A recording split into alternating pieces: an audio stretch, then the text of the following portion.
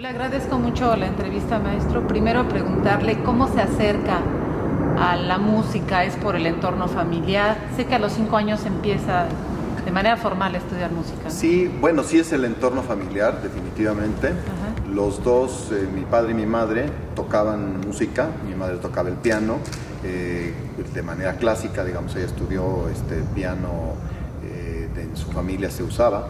Y mi padre, que era ingeniero muy destacado, pero también le gustaba tocar la guitarra y cantar. Era yucateco, entonces pues no hay yucateco que no toque la guitarra y cante.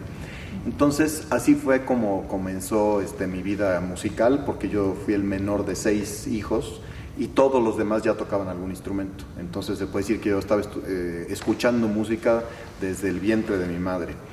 Y ya muy joven, alrededor de los 5 años, empecé a estudiar música, el piano, más tarde la flauta, luego a los 13 años la trompeta, y finalmente ya ingresé a la Escuela Nacional de Música, en donde estudié piano y composición. Después de eso fui a París, estuve varios años allá estudiando la licenciatura en composición, en violonchelo y también en dirección de orquesta. Así que pues esas fueron desde mis primeros estudios hasta los estudios avanzados en París, y más tarde ya con el maestro Charles Bruch y con otros grandes maestros. Charles Bruch fue uno de mis principales maestros. Él era el asistente y el alumno más destacado de Pierre Monteux.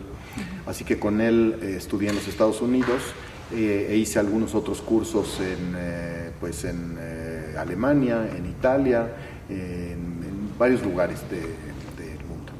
Habiendo sido intérprete y estudiando también composición, ¿por qué la dirección? ¿Qué hay en la dirección de orquesta que le llamó la atención? Siempre me llamó la atención porque me llamaban la atención las partituras, me llamaba mucho la atención leer las partituras y entenderlas. Desde que empecé a tocar en orquestas de las escuelas, tocaba yo la trompeta, entonces había muchos compases para contar, y depende del repertorio que haya, o hay cosas importantes que toque la trompeta o hay puros acordes, por ejemplo en Mozart, Haydn, inclusive Beethoven. Así que pues me intrigaba a mí saber todo lo de la partitura. Yo quería saber todo lo que estaba pasando en la orquesta y no nada más mi parte. Y ahí fue donde me puse a leer partituras y me di cuenta que para entender eso había que estudiar composición. Y pues de ahí mi interés por las partituras me llevó inmediatamente a la dirección de orquesta. ¿Hay autores? Bueno, digamos, eligió música clásica y no otro tipo de música. ¿Eso por qué? Bueno, me gusta toda la música, que sea buena. No creo que nada más se divida la música en clásica y popular. Hay mucha música popular muy buena, hay mucha música clásica muy buena, pero también hay música de concierto que no es tan buena y música popular que tampoco es tan buena. Entonces, sí, lo que más me interesó es en donde más reto había. En la música de concierto hay mucho más reto en cuanto a la dificultad de las obras, en cuanto a la profundidad de las obras, indudablemente. Entonces eso fue lo que me atrajo, y requiere de mucho más estudio también. Me gusta mucho estudiar, así que me fui por ese lado porque es lo que me atraía, conocer y conocer y conocer. Y bueno, el poder leer las obras y entender las obras de genios como Beethoven, Mozart, Tchaikovsky, Mahler, Stravinsky, bueno, es un privilegio. Así que eso es lo que me atraía. Además de música, estudié matemáticas, porque siempre me gustó mucho el conocimiento. Y aunque no terminé la carrera, me faltó un año para terminarla, sí hice paralelamente, matemáticas en la Facultad de Ciencias y las carreras de música que le dije en la Facultad de Música de la UNAM. ¿Cómo se unen estas dos? Parecería como lógico, pero yo ni soy matemática ni directora de orquesta. Realmente mucho se ha dicho y se le busca en el asunto de que hay compases de 2 cuartos, de 3 cuartos, de 4 cuartos, que hay 7 notas. Desde luego que hay muchas cosas de números dentro de la cuestión musical, pero para mí la relación que tienen es que son 2 universos autosuficientes. Tanto la música como las matemáticas pueden existir teóricamente. Uno puede estudiar o escribir una partitura, analizarla desde el punto de vista teórico, y todo eso existe en mi mente, en el papel, inclusive sin haber sonado una sola nota. Las matemáticas pasa lo mismo. Existen las matemáticas abstractas, existen en el papel, existen en la imaginación, existe en un universo que no es el de aquí, pero las dos tienen una representación en la Tierra.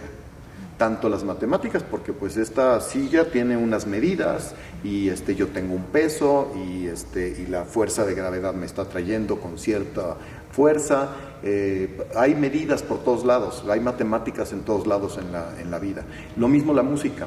Existen las partituras y aunque nunca se haya tocado, esa partitura ya existe, pero tiene una representación en la Tierra, que es la música que se escucha y que se disfruta. Ahorita que decía, me gusta mucho estudiar, ¿hay un método para ejecutar, dirigir una partitura? Hay muchos métodos, hay muchas escuelas de dirección, hay muchas escuelas de cómo estudiar una partitura. Las que yo aprendí fueron el estudio de la partitura desde la composición, el análisis armónico, el análisis temático, el análisis formal, el análisis de la orquestación, en fin, todo esto para rearmar, hace uno una disección de la obra para volverla a armar ya entendiéndola y haciéndola propia. Y técnicas de dirección de orquesta, bueno, pues hay muchas en el mundo, diferentes países tienen diferentes técnicas, y inclusive en un mismo país se dan diferentes técnicas. Yo aprendí la técnica que inventó Fritz Reiner, director alemán que emigró a los Estados Unidos y fue director de la Orquesta de Chicago. Inventó una técnica que le enseñó a quien fue maestro, Ezra Racklin, que fue compañero, por ejemplo, de Leonard Bernstein. Fue mentor de los dos, Fritz Reiner, y esa es la técnica que yo aprendí y que me funciona muy bien. ¿En qué consiste, como para que todos la entendamos? Consiste en cómo marca uno los compases. Por ejemplo, le voy a decir, un 4/4 en los cursos de solfeo se marca 1, 2, 3 y 4. El 1 para abajo, el 2 para la izquierda, el 3 para la derecha y el 4 arriba. Y esa es lo que entiende una orquesta cuando le marca uno en 4/4. Pero si yo marco el 4/4 así, se ve el dibujo que todo el mundo espera, pero no estoy haciendo yo ese dibujo, estoy haciendo rebotes que le marcan el pulso al músico y estoy haciendo rebotes en un mismo plano, pero la impresión que da es 1, 2, 3, 4. Esa es la base de esta escuela, y desde luego que es muchísimo más amplia cómo se hacen los matices, cómo se hacen los fraseos, cómo se hacen muchas cosas, pero está basada en marcar rebotes en un solo plano. Para trabajar un concierto, ¿estudia la pieza primero? ¿Cuánto tiempo? ¿La revisa directamente acá con los músicos? ¿Cómo lo trabaja? Desde luego que tengo muchas horas, muchas semanas de estudio personal. Para este programa fueron por lo menos 2 o 3 semanas de estar estudiando las obras, disfrutándolas también, conociéndolas, adentrándose en la música de los compositores para entender cada una de las notas de cómo está hecha la partitura, pero también para entender el mensaje, la comunicación, los sentimientos del compositor. Este programa, por ejemplo, que tiene mucha música que tiene que ver con el inframundo y con el infierno y con el diablo. Una de las obras, la Sinfonía de Boccherini, es La Casa del Diablo, se llama específicamente. Otra obra de Haydn, la Sinfonía 59, es la Sinfonía del Fuego. Y para terminar de conjuntar, la danza de las furias de Gluck, de la ópera de Orfeo y Eurídice, que son las furias quienes le dan la bienvenida o malvenida, tratando de asustar a Orfeo cuando llega al inframundo. En fin, entonces uno tiene que también hacer suya la música y también ahora meterse en el juego del compositor, ¿no? Pues que vamos a jugar a llegar al inframundo y que me traten de asustar las furias, que son unos personajes pues que están ahí a la entrada, ¿no? La Casa del Diablo, cómo Boccherini ve cómo será la Casa del Diablo, ¿no? Bueno, vamos a tratar de que esa música suene a la Casa del Diablo, porque pues nos está dando la pauta. Hay obras que no tienen esto tan claro, ¿no? La Sinfonía, por ejemplo, 29 de Mozart, no tiene un programa, no tiene algo que nos diga entonces uno tiene que buscar también, pero le tiene que buscar pues ya particularmente con el compositor y en las notas. Aquí ya estamos guiados por los compositores. Como público, digo, de manera personal me ha servido estos programas que dan para entender la época y entender un poco, saber un poco del compositor. Es necesario que lo sepa como director, conocer todo el contexto donde se escribió la obra. Sí, eso es importantísimo. No sustituye el conocimiento de las notas y de las armonías y de la partitura, pero es un complemento, es algo que uno tiene que saber para conocer qué mensaje está transmitiendo, qué sentimientos, qué emociones, qué ambientes, ¿no? Entonces sí es muy importante empaparse de la época del compositor, de su motivación para escribir la obra, por ejemplo. Sin importar a qué autor están interpretando, ¿qué es lo más importante del director para comunicar a esos músicos que van a tocar las piezas? Entender al compositor.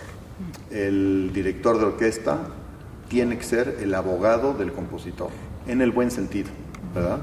Tiene que ser el abogado en cuanto a defender sus sentimientos, defender la motivación que tuvo para dar la obra, y en la otra parte que uno tiene que ser el abogado del compositor es en que se toque bien, en que se toque como está escrita la obra.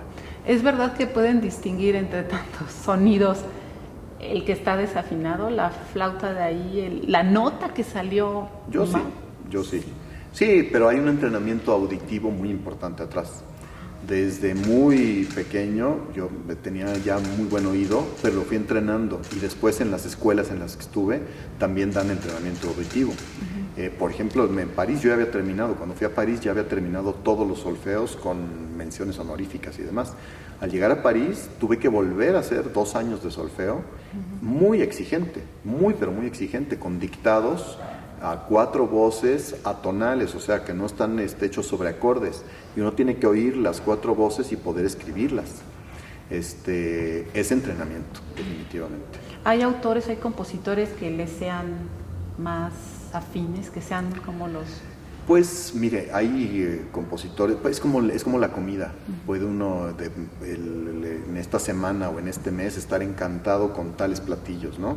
Y luego dentro de un mes ya me dieron ganas ahora de tal otra cosa, ¿no?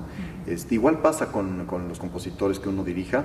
A veces estuve yo obsesionado mucho tiempo con Mahler, dirigí todas sus sinfonías, fue una maravilla. Otro tiempo estuve metido completamente en Shostakovich, también programé todas las sinfonías de Shostakovich, pero en otras épocas decidí que quería estudiar todas las sinfonías, o la mayor parte de las sinfonías de Mozart y de Haydn, cuando fui director de la Orquesta de Cámara de Bellas Artes. Así que ese era el centro de nuestro repertorio. Y nos hicimos especialistas en esa época en ese estilo. Además era muy bonito porque tocábamos en el Salón de los Reyes del Casino Español, un cuadro, un marco espectacular. Ahora, lo importante es que las obras que uno va a dirigir, tomarles el gusto. Hay que tomarles el gusto. Dice un proverbio por ahí que lo importante no es hacer lo que a uno le gusta, sino que le guste lo que uno hace. Así que pues de esta parte, de este programa que tengo con la Orquesta de Cámara de Bellas Artes, yo decidí parte del programa, pero otra parte la decidió el maestro Castillo, que le agradezco mucho la invitación, y que algunas obras que yo no conocía están en el programa y tuve que meterme a aprenderlas, destinar el tiempo y tomarles el gusto. Y ahora estoy encantado dirigiéndolas. Bueno, cuando estuvo al frente de la Filarmónica y hablaba de las sinfonías de Mahler, son los únicos que han grabado todas las sinfonías, ¿no? Cuando estuvo usted ahí al frente. Pues la Filarmónica de la Ciudad de México hizo las 15 sinfonías de Shostakovich. hizo también las 9 sinfonías de Mahler, pero otras orquestas lo han hecho. En México había sido la primera orquesta en hacer las 15 sinfonías de Shostakovich. Más adelante lo hizo el maestro Prieto con la Sinfónica Nacional. Las sinfonías de Mahler sí ha habido ya varios ciclos, uno a cargo de Eduardo Mata hace muchísimo tiempo, creo que no fue completo, pero no lo sé, no sé muy bien. Enrique Diemecke, desde luego que las dirigió todas y varias veces. En fin, las sinfonías de Mahler sí, esos son ciclos que se tocan más seguido. ¿Se lo planteó como un reto cuando estuvo ahí al frente? Pues me gusta, sí, como un reto para mí, un reto para la orquesta y también una posibilidad para el público de acercarse a profundidad a esas obras. Tuvimos en ese tiempo llenos absolutos y había gente que estaba pues leyendo en sus casas respecto de Shostakovich, por ejemplo, y respecto de Stalin y de lo que era la Unión Soviética en ese tiempo, cómo vivió Shostakovich toda la era stalinista. Es un mundo en el cual uno se puede adentrar maravillosamente. Lo mismo con Mahler, ¿no? Entonces, sí me gustan esos ciclos mucho porque permiten que durante meses esté uno metido en un tema, tanto el director como los músicos como el público. Ahorita que dijimos retos, aunque es palabra que había utilizado al principio usted, ¿estrenos le han tocado que le han significado un verdadero reto? Sí, desde luego que sí. ¿Alguno que sea como memorable y con qué orquesta fue? Estreno que haya sido un reto. Bueno, pues en general todos los estrenos son un reto porque uno no tiene pues con qué comparar, ¿no? No hay grabaciones de la obra. Lo bueno de los estrenos es que puede uno estar en comunicación con el compositor. Pues un estreno que fue un reto muy importante fue la ópera Antonieta de Federico Ibarra, la cual yo mismo le encargué. Yo fui el autor intelectual de esa ópera porque Raquel Sosa, que había sido mi jefa como director de la Filarmónica de la Ciudad de México, ella era secretaria de Cultura, me regaló el libro de A la sombra del ángel, en donde pues se narra más o menos la vida de Rivas Mercado, Antonieta Rivas Mercado, y me fascinó y dije, es un personaje de ópera. El hecho de que haya terminado su vida suicidándose dentro de Notre Dame, y con todo lo que vivió antes, yo dije, es una ópera la vida de esta mujer, y me quedé con esa idea. Y cuando iban a llegar las celebraciones del 2010, de la independencia y del bicentenario de la independencia y el centenario de la revolución, yo dije, ándale, ahora es cuando, y hablé con Federico Ibarra para que hiciera, escribiera la ópera. Logré entusiasmarlo y de ahí empezaron los retos, porque no aceptaba a cualquier libretista. Finalmente ya nos pudimos poner de acuerdo en quién hiciera el libreto, y luego venía la parte del tiempo. Pues, había que estrenarla dentro del 2010 y había que programar ensayos con cantantes, ensayos escénicos y demás. Finalmente la fuimos estrenando en noviembre del 2010 y fue un reto, pero como ese, pues hay otros. Uno le ponen en un programa una obra de un compositor que acaba de escribir la obra, y pues siempre es el reto de hacerla lo mejor que se pueda y pues que el compositor quede contento y satisfecho con su obra. Hace unas semanas lo vi en el Seminario de Cultura con la historia de un soldado. No sé si está bien decir que es un ensamble. Sí. Es un ensamble. Con un ensamble también ha trabajado con todo una orquesta y las óperas. ¿Son ámbitos distintos o definitivamente no para un director?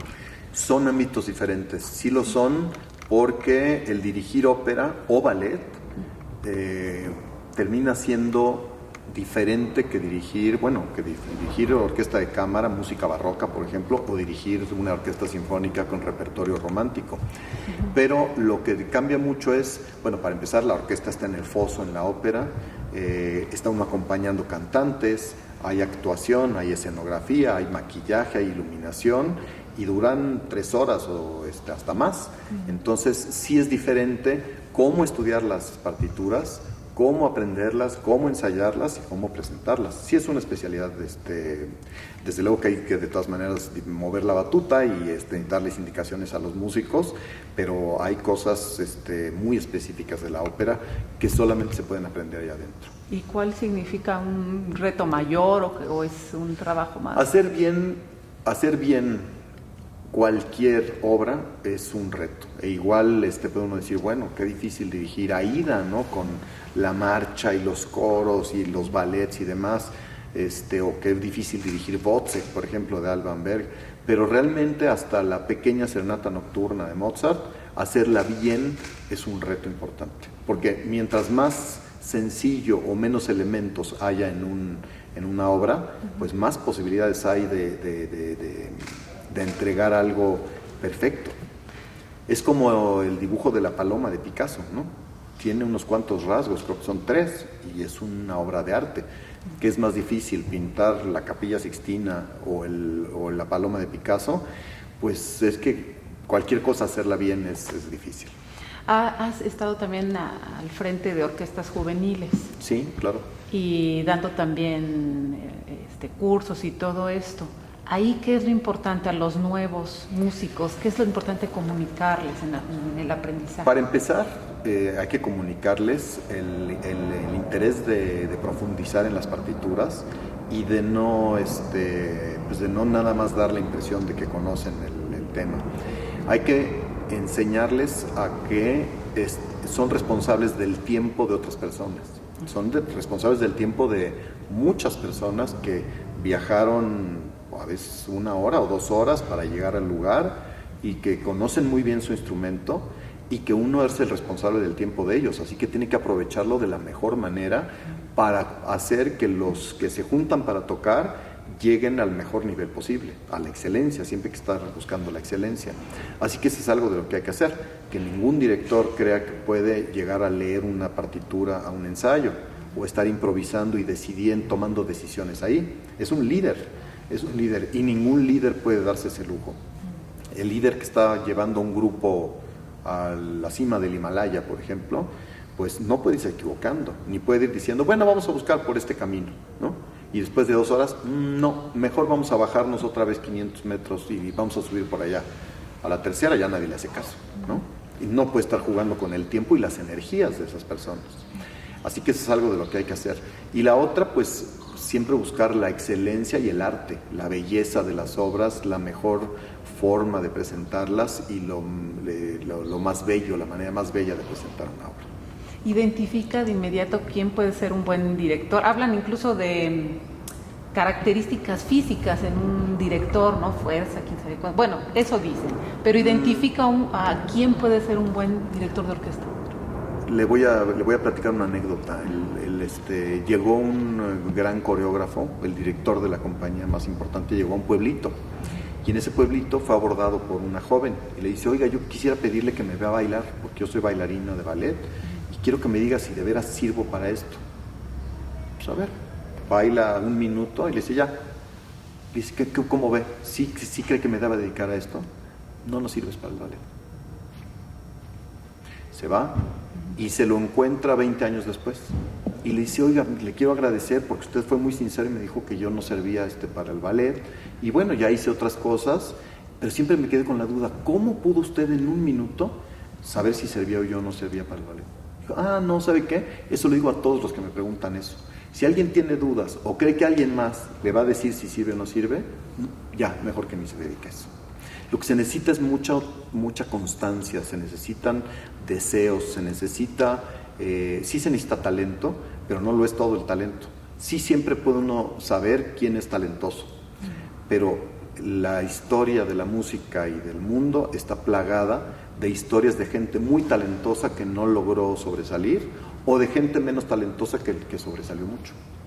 De manera personal, ¿qué le da la música y la dirección de orquesta? Desde luego es su trabajo, vocación pero digamos a un nivel espiritual. Pues me da la mayor de las satisfacciones, me da una introspección, me da la posibilidad de tener una actividad en donde se combinan mi mente, mi espíritu, mi alma y mi cuerpo. Así que me parece maravillosa mi profesión y es una cuestión, al estar dirigiendo obras que uno domina, haga de cuenta que es como volar. Yo veo a las aves volar y digo, bueno, así me siento yo cuando estoy dirigiendo una gran obra y que la domino y que estoy pudiendo sacar los resultados que yo quiero. Otras veces me doy cuenta que es una especie de meditación.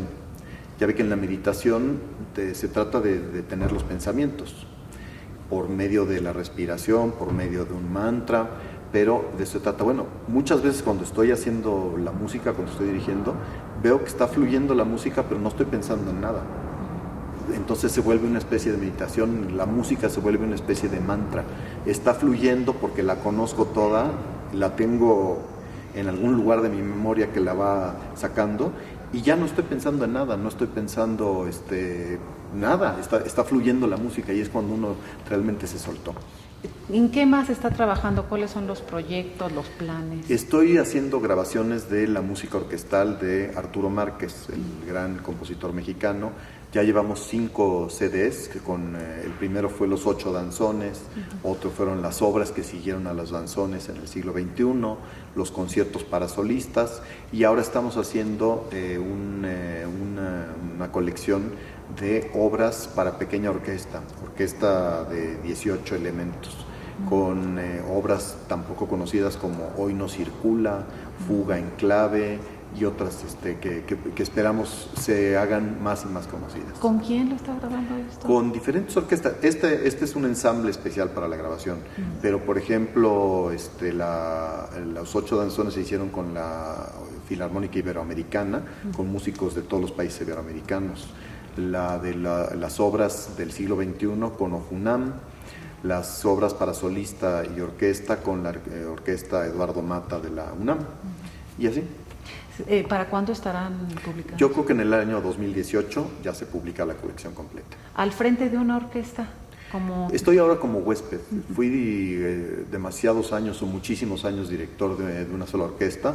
Me he tomado unos años para nada más estar de huésped, pero ya estoy listo para volver a ser titular en alguna orquesta, porque también es un trabajo que me encanta. ¿Hay plan de alguno o no? Todavía no. Todavía nada, todavía nada en específico. Muy bien, gracias. ¿Algo más que quiera comentar? Pues que qué bonita entrevista, muchas gracias por las preguntas, y disfruto mucho transmitir y compartir mis sentimientos y mis pensamientos. Muchas gracias.